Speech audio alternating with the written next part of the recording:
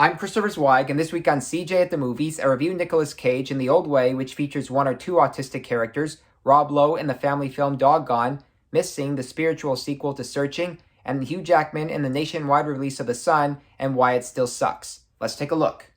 Our first movie is The Old Way, a generic western that stars Nicolas Cage as an old gunslinger who starts a family to move on from his past, but years later his wife gets murdered by a group of outlaws, so he takes his young daughter along to get revenge on his wife's killers. He overacts in this role, especially when he ignores Federal Marshal Nick Searcy's advice on not taking the law into his own hands. These men here need medical attention, and you are preventing them from getting it. No, you are.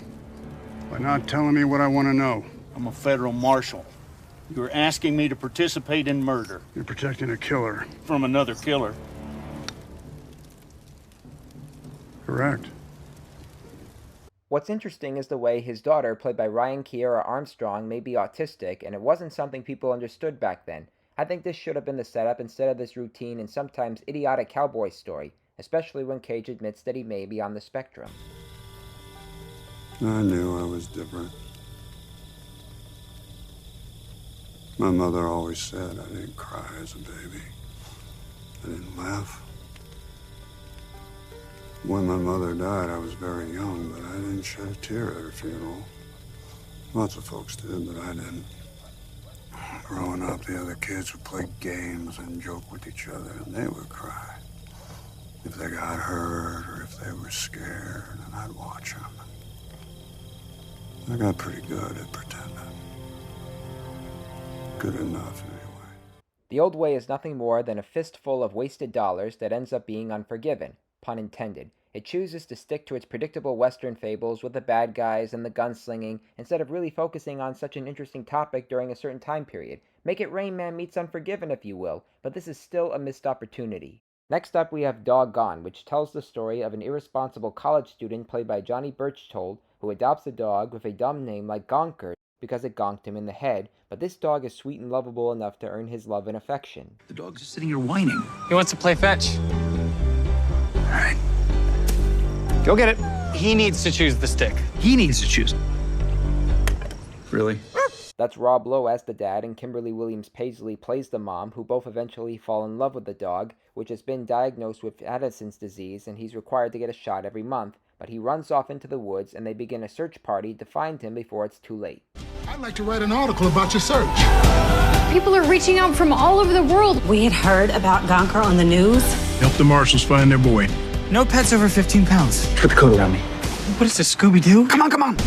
Doggone is based on a true story, and even if the screenplay feels like sitcom material, which makes certain scenes a bit corny, it's hard for me to knock a movie that has a dog that resembles my sister's, and has Rob Lowe who meets well with age as the dad. As a made-for-Netflix family film, it has its heart in the right place and earns our support throughout this journey, so check it out!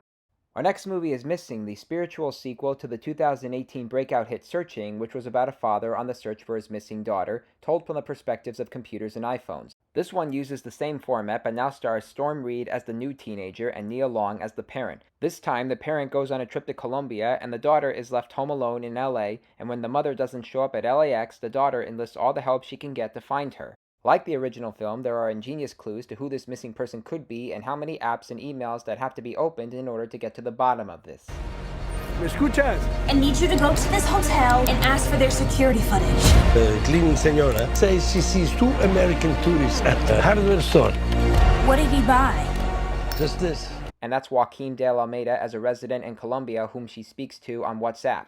Missing has to begin with a typical teenager taking advantage of being home alone to throw house parties with booze and social media, but it does transcend her into a devoted daughter who is willing to break some rules to find her mother. Storm Reid is just as emotional as John Cho was in Searching in the way she uncovers these puzzle pieces, and they do fit. Some are predictable while others are surprising. Missing is not Searching, but it sure as hell wants to be, so check it out.